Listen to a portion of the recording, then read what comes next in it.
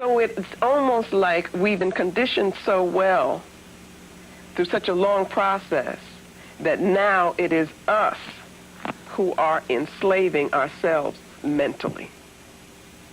Because the job has already been... The job has been done. It would be so easy, in one sense, for us to undo it.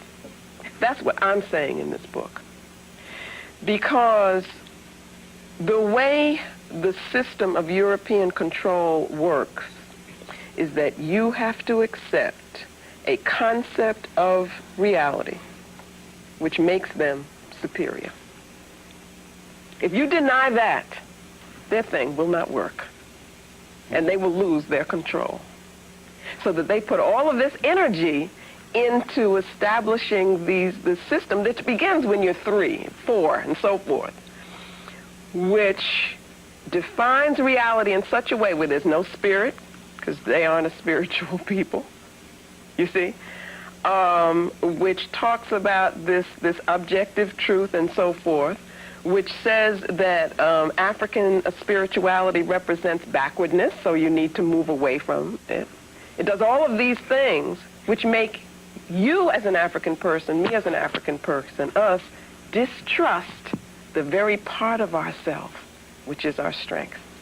I'm going to get back to this question, and that is this whole question of, do we know what we have lost? Do we realize that we have not always been Democrats, have not always been Baptist, have not always been black Greeks, have not always been links, have not always... how do we conceive of ourselves in a different time? I think that there is a lot that is being done within the movement of African-centered education in that regard. In terms of, I think we have more information now that we've ever had before. And I have seen the effect of that information. That is very important, that people do begin to realize and understand, first of all, how young Europe is in relationship to Africa, and what we were putting into place, creating, building, conceiving of long before Europe existed. When you open people's minds to that, it can have a lot of power. So that I think that generally we have not understood that, but we have an opportunity to do so because of the work of many people now that is building on work that was done before that we didn't know about. Other cultures have exhibited aggression, imperialistic tendencies. What accounts for Europe's success? I'm glad you got to that question. Because what it allows me to do, I think, is to get at what I think is the specialness of the approach, the method that I used in this study. So it's going to take me a little while, if that's okay. I said to myself that, and this definitely was with the help of the ancestors, I want to, affirm that, by the way, that it was not... Why is that important? That's important because of our concept of connectedness, our concept of the universe, that it's not just words to talk of a spiritual universe and our spirituality as a people, but we've got to understand where our energy comes from. And I know that that's where mine came from. So this is ours. This belongs to us. I had to say, how would I approach studying the European given African conceptions? You see, it's one thing to say, okay, I want to do this, but then use their conceptions.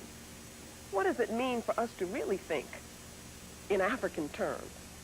And so what I did was to develop concepts that came from an African worldview, not a European worldview.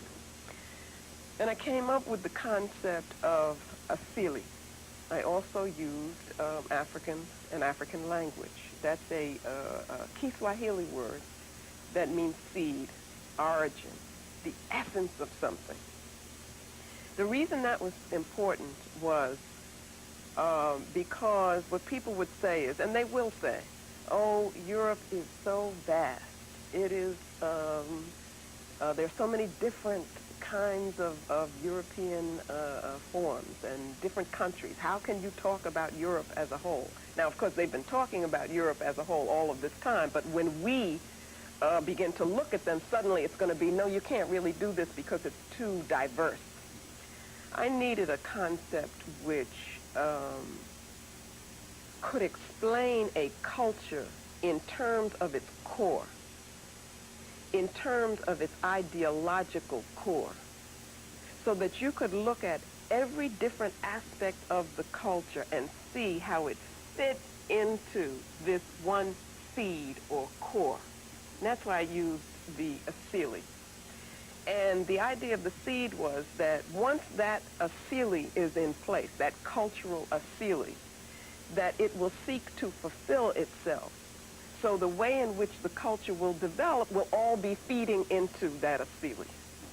And that would help me to get at consistency in terms of European development. What throws us as a people is that we make exceptions. You know, we say, oh, well, that's different over here, and that's different. This is a good one over here, and this doesn't really work that way. But in my analysis, it's all consistent, and it's all working for one purpose. And the concept of asili helps me to see that. And that comes to the answer to your question, is that what I was able to do was to see that the nature of the European asili was to seek power. That it, in essence, is, we could almost say it is an asili which lacks wholeness, and therefore must always see. Go back to Yurugu now. Remember Yurugu as the incomplete being that is always must be seeking, but can never be fulfilled because he can't get the complementary part of himself. Their asili, the European cultural asili, is incomplete, must always be seeking. Now, it cannot be fulfilled through spirit because they have no knowledge of spirit, no relationship to spiritual reality. Therefore, fulfillment is sought through power.